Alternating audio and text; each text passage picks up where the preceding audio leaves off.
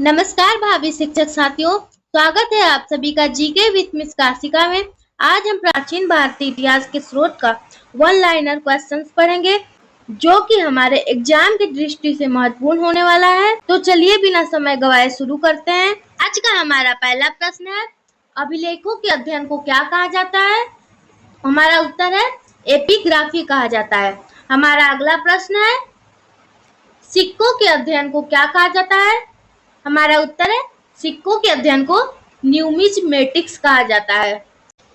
हमारा अगला प्रश्न है, इतिहास का पिता फादर ऑफ हिस्ट्री किसे कहा जाता है? हमारा उत्तर है हेरोडोटस को कहा जाता है। हमारा अगला प्रश्न है, प्रसिद्ध पुस्तक हिस्टोरिका किसके द्वारा लिखा गया है? उत्तर है हेरोडोटस के द्वारा लिखा गया है। हमारा अगला प्रश्न है, सबसे पहले इतिहास को 3 भागों में बांटने का श्रेय किसे जाता है? तो हमारा उत्तर है क्रिस्टोफ सेलियरस को जाता है। हमारा अगला प्रश्न है, इतिहास को जानने के स्रोत क्या क्या हैं? हमारा उत्तर है धर्म ग्रंथ, ऐतिहासिक ग्रंथ, विदेशी यात्रियों के विवरण और पुरातात्विक संबंधित साक्ष्य। हमारा अगला प्रश्न है, भारत का सर्व प्राचीन धर्म ग्रंथ कौन सा है? हमारा उत्तर है वेद। हमारा अगला प्रश्न है, सर्व प्राचीन धर्म ग्रंथ वेद के संकलनकर्ता कौन है? उत्तर है महर्षि वेद व्यास जी। हमारा अगला प्रश्न है, महर्षि वेद व्यास जी का वास्तविक नाम क्या है? उत्तर है महर्षि कृष्ण द्वैपायन। हमारा अगला प्रश्न है, वेदों का अन्य नाम क्या क्या है? उत्तर है नित्य, अपरुषय संहिता और श्रुति संहिता। हमारा अगला प्रश्न है, सर्व प्राचीन धर्म ग्रंथ वेदों की संख्या कितनी है? हमारा उत्तर है 4। हमारा अगला प्रश्न है, चारों वेदों के नाम क्या क्या हैं? उत्तर है ऋग्वेद, यजुर्वेद, सामवेद और अथर्ववेद। हमारा अगला प्रश्न है, सर्व प्राचीन वेद कौन सा है? उत्तर है ऋग्वेद। हमारा अगला प्रश्न है, ऋचाओं के क्रमबद्ध ज्ञान के संग्रह को क्या कहा जाता है? उत्तर है ऋग्वेद कहा जाता है। हमारा अगला प्रश्न है, ऋग्वेद में कुल कितने मंडल, सूक्त और ऋचाएं हैं? उत्तर है 10 मंडल, 1028 सूक्त और 10,462 ऋचाएं। हमारा अगला प्रश्न है, ऋग्वेद के ऋचाओं को पढ़ने वाले ऋषि को क्या कहा जाता है? उत्तर है होत्री ऋषि कहा जाता है। हमारा अगला प्रश्न है, सूर्य देवता सावित्री को समर्पित गायत्री मंत्र ऋग्वेद के किस मंडल में उल्लेखित है? उत्तर है ऋग्वेद के 3रे मंडल में। हमारा अगला प्रश्न है, प्रसिद्ध गायत्री मंत्र किसके द्वारा रचित है? उत्तर है विश्वामित्र जी। हमारा अगला प्रश्न है, ऋग्वेद के 9वें मंडल में किसका उल्लेख है? उत्तर है सोमदेव का उल्लेख है, जिनको आधुनिक शिव भी कहा जाता है, और सोमरस का उल्लेख है। हमारा अगला प्रश्न है, हस्तलिखित ऋचाएं जिनको खिल कहा जाता है, उसका उल्लेख ऋग्वेद के किस मंडल में स्थित है? हमारा उत्तर है 8वें मंडल में। हमारा अगला प्रश्न है, बाल खिल पद सूक्तों की संख्या कितनी है? उत्तर है 11 है। हमारा अगला प्रश्न है, वर्णों और वर्ण व्यवस्था का जिक्र ऋग्वेद के किस मंडल में उल्लेखित है? हमारा उत्तर है 10वें मंडल में। हमारा अगला प्रश्न है, दशराग्य युद्ध का उल्लेख ऋग्वेद के किस मंडल में मिलता है? उत्तर है 7वें मंडल में। हमारा अगला प्रश्न है, दशराग्य युद्ध किनके बीच में हुआ था? उत्तर है राजा सुदास और विश्वामित्र जी के बीच में। हमारा अगला प्रश्न है, दशराग्य युद्ध किस नदी के किनारे हुआ था? उत्तर है परुसरी नदी के किनारे, जिसका आधुनिक नाम रावी नदी है। हमारा अगला प्रश्न है, सर्व प्राचीन वेद ऋग्वेद के उपवेद का क्या नाम है? उत्तर है आयुर्वेद। हमारा अगला प्रश्न है, ऋग्वेद को समझने के लिए किन 2 ब्राह्मण ग्रंथों का निर्माण हुआ था? उत्तर है ऐतरेय ब्राह्मण ग्रंथ और कौशतकीय ब्राह्मण ग्रंथ। हमारा अगला प्रश्न है, किस ब्राह्मण ग्रंथ में पुत्री को कृपण नाम से जाना जाता है? हमारा उत्तर है ऐतरेय ब्राह्मण ग्रंथ में। हमारा अगला प्रश्न है, किस ब्राह्मण ग्रंथ में पुत्री को दुखों का स्रोत बताया गया है और पुत्र को परिवार का रक्षक बताया गया है? हमारा उत्तर है ऐतरेय ब्राह्मण ग्रंथ में। हमारा अगला प्रश्न है, ऋग्वेद में सबसे पवित्र नदी किस नदी को माना जाता है? उत्तर है सरस्वती नदी को। हमारा अगला प्रश्न है, ऋग्वेद में गंगा और यमुना नदी का जिक्र कितनी बार मिलता है? उत्तर है गंगा नदी का जिक्र 1 बार मिलता है और यमुना नदी का जिक्र 3 बार मिलता है। हमारा अगला प्रश्न है, कौशतकीय ब्राह्मण ग्रंथ को और किस नाम से जानते हैं? उत्तर है संखायन नाम से जानते हैं। हमारा अगला प्रश्न है, ऋग्वेद में इंद्र और अग्नि के लिए कितने ऋचाओं की रचना की गई है? उत्तर है इंद्र के लिए 250 ऋचाएं और अग्नि के लिए 200 ऋचाएं। हमारा अगला प्रश्न है, ऋग्वेद में प्रयुक्त अघन्य जिसका अर्थ न मारने योग्य होता है शब्द का प्रयोग किसके लिए किया गया है? उत्तर है गाय के लिए। हमारा अगला प्रश्न है, असतो मां सद्गमय किस वेद से लिया गया है? उत्तर है ऋग्वेद से। हमारा अगला प्रश्न है, विदेश के किस ग्रंथ की तुलना ऋग्वेद से की जाती है? उत्तर है ईरान की अवेस्ता की। हमारा अगला प्रश्न है, यज्ञों के नियमों और विधि विधानों का संकलन किस वेद में मिलता है? उत्तर है यजुर्वेद में। हमारा अगला प्रश्न है, यजुर्वेद के ऋचाओं को पढ़ने वाले ऋषि को क्या कहा जाता है? उत्तर है अध्वर्यु कहा जाता है। हमारा अगला प्रश्न है, एकमात्र ऐसा वेद जो गद्य और पद्य दोनों में रचित है कौन सा है? उत्तर है यजुर्वेद है। हमारा अगला प्रश्न है, यजुर्वेद के कितने भाग हैं? उत्तर है 2 भाग हैं, कृष्ण यजुर्वेद और शुक्ल यजुर्वेद। हमारा अगला प्रश्न है, यजुर्वेद के 2 ब्राह्मण ग्रंथों का क्या नाम है?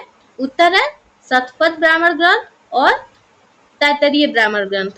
हमारा अगला प्रश्न है, यजुर्वेद का उपवेद कौन सा है? उत्तर है धनुर्वेद है। हमारा अगला प्रश्न है, किस वेद में बलिदान विधि का जिक्र मिलता है? उत्तर है यजुर्वेद में। हमारा अगला प्रश्न है, भारतीय संगीत का जनक किस वेद को कहा जाता है? उत्तर है सामवेद को। हमारा अगला प्रश्न है, कौन सा वेद ऋग्वेद पे आधारित है? उत्तर है सामवेद। हमारा अगला प्रश्न है, सामवेद के ऋचाओं को पढ़ने वाले ऋषि को क्या कहा जाता है? उत्तर है उद्गात्री कहा जाता है।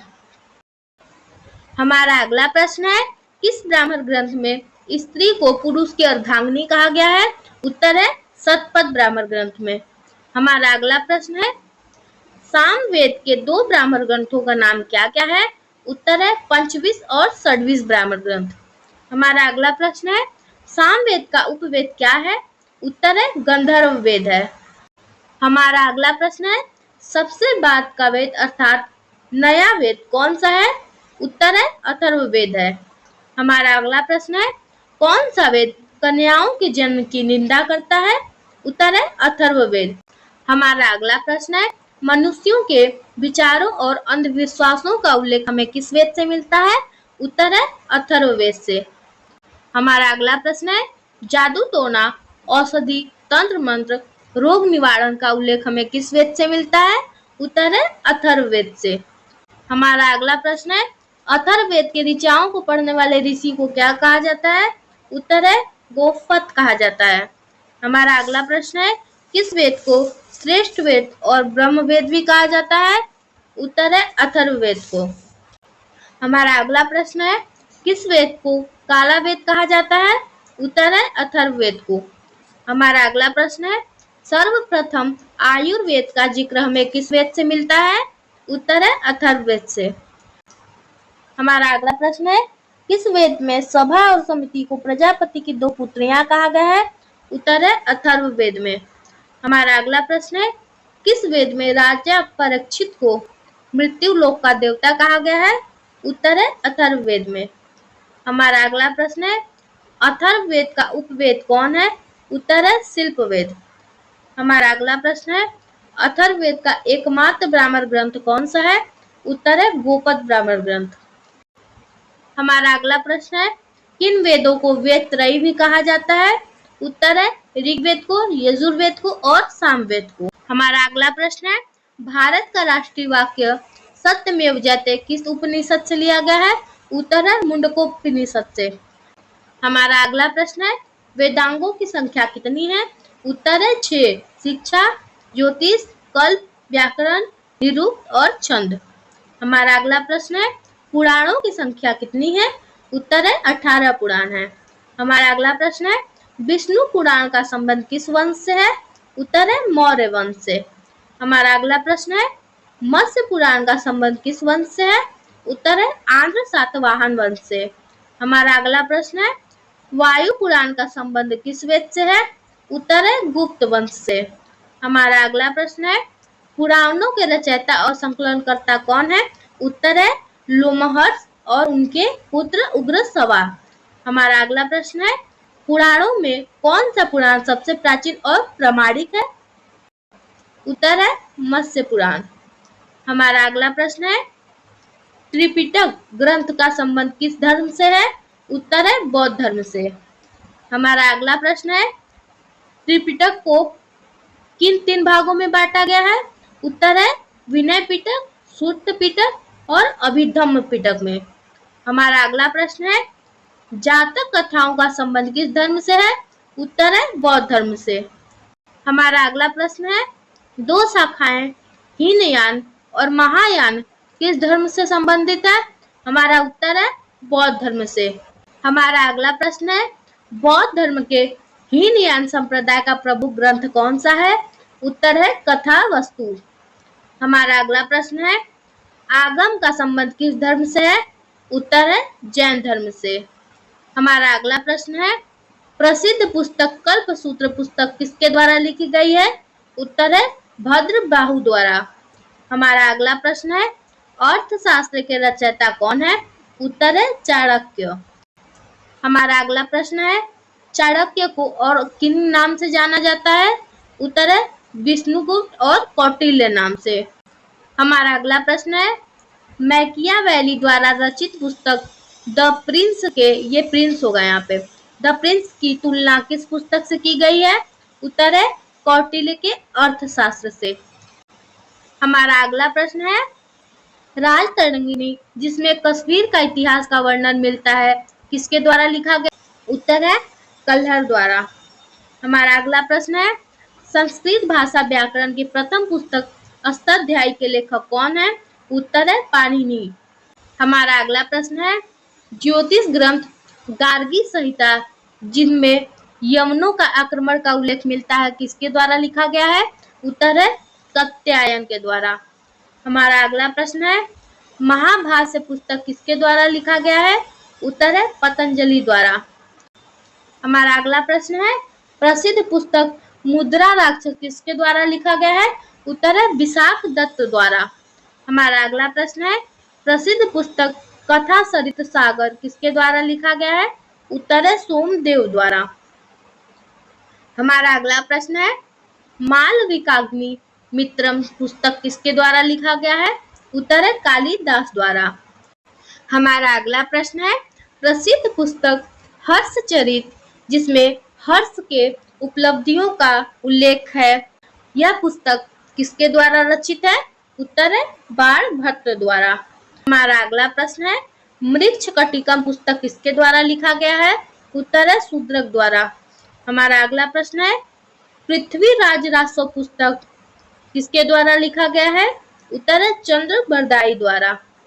हमारा अगला प्रश्न है नेचुरल हिस्ट्री पुस्तक किसके द्वारा रचित है? उत्तर है प्लिनी द्वारा। हमारा अगला प्रश्न है चीनी यात्री फाहियान किसके शासनकाल में भारत आया था? उत्तर है चंद्रगुप्त द्वितीय के शासनकाल में। हमारा अगला प्रश्न है चीनी यात्री वेनसांग किसके शासनकाल में भारत आया था? उत्तर है हर्षवर्धन के शासनकाल में। हमारा अगला प्रश्न है सियुकी किसके द्वारा लिखा गया है? उत्तर है वेनसांग के द्वारा। हमारा अगला प्रश्न है यात्रियों का राजकुमार प्रिंस ऑफ पिलिग्रिम्स किस चीनी यात्री को कहा जाता है? उत्तर है वेनसांग को। हमारा अगला प्रश्न है किस चीनी यात्री ने मध्य प्रदेश के लोगों को सुखी और समृद्ध बताया है? उत्तर है फाहियान ने। हमारा अगला प्रश्न है इब्न बतूता अरब यात्री किस देश का निवासी था? उत्तर है मोरक्को का। हमारा अगला प्रश्न है अरब यात्री अल बरूनी किसके शासनकाल में भारत आया था? उत्तर है महमूद गजनवी के शासनकाल में। हमारा अगला प्रश्न है अरब यात्री इब्न बतूता किसके शासनकाल में भारत आया था? उत्तर है मुहम्मद बिन तुगलक के शासनकाल में। हमारा अगला प्रश्न है किताबुल हिंद और तहकीक हिंद दोनों पुस्तक किसके द्वारा लिखा गया है? उत्तर है अरब यात्री अल बरूनी द्वारा। हमारा अगला प्रश्न है रेहला जो कि अरब भाषा में लिखा गया है, यह पुस्तक किसके द्वारा लिखा गया है? उत्तर है अरब यात्री इब्न बतूता द्वारा। हमारा अगला प्रश्न है किस तिब्बती लेखक ने कंग्यूर और तंग्यूर नामक दो पुस्तक लिखी हैं? उत्तर है तारानाथ ने। हमारा अगला प्रश्न है टैसियस कौन था? उत्तर है ईरान का राजवैद्य था। हमारा अगला प्रश्न है सिकंदर के साथ आने वाले 3 लेखक कौन कौन है? उत्तर है निरियाकस, आनेसिक्रिटस और अरिस्टोबुलस। हमारा अगला प्रश्न है इंडिका पुस्तक किसके द्वारा लिखा गया है? उत्तर है मेगास्थनीज द्वारा जो कि सेल्यूकस निकेटर का राजदूत था। हमारा अगला प्रश्न है डाइमेकस जो कि सीरियन नरेश अंटियोकस का राजदूत था किसके दरबार में भारत आया था? उत्तर है बिंदुसार के। हमारा अगला प्रश्न है डायोनिसियस जो कि मिस्र नरेश टॉलमी फिलाडेल्फस का राजदूत था किसके शासनकाल में भारत आया था? उत्तर है अशोक के। हमारा अगला प्रश्न है भारत का भूगोल पुस्तक किसने लिखी है? उत्तर है टालमी ने। हमारा अगला प्रश्न है मेगास्थनीज किसके दरबार में भारत आया था? उत्तर है चंद्रगुप्त मौर्य के दरबार में। हमारा अगला प्रश्न है सर्वप्रथम भारतवर्ष का उल्लेख किस अभिलेख में मिलता है? उत्तर है हाथी गुफा अभिलेख में। हमारा अगला प्रश्न है हाथी गुफा अभिलेख किस शासक से संबंधित है? उत्तर है कलिंग राज खारवेल से। हमारा अगला प्रश्न है नासिक अभिलेख किस शासक से संबंधित है? उत्तर है गौतमी बलश्री से। हमारा अगला प्रश्न है प्रयाग स्तंभ अभिलेख किस शासक से संबंधित है? उत्तर है समुद्रगुप्त से। हमारा अगला प्रश्न है प्राचीनतम सिक्कों को क्या कहा जाता है? उत्तर है आहत कहा जाता है। हमारा अगला और अंतिम प्रश्न है साहित्य में सिक्कों को क्या कहा गया है? उत्तर है कारसा पढ़ कहा गया है। हमारे सभी प्रश्न कंप्लीट हुए। उम्मीद करती हूँ ये वीडियो आपको पसंद आई होगी। मिलते हैं अगले वीडियो में नए टॉपिक के साथ। तब तक के लिए आप सभी का दिल से धन्यवाद।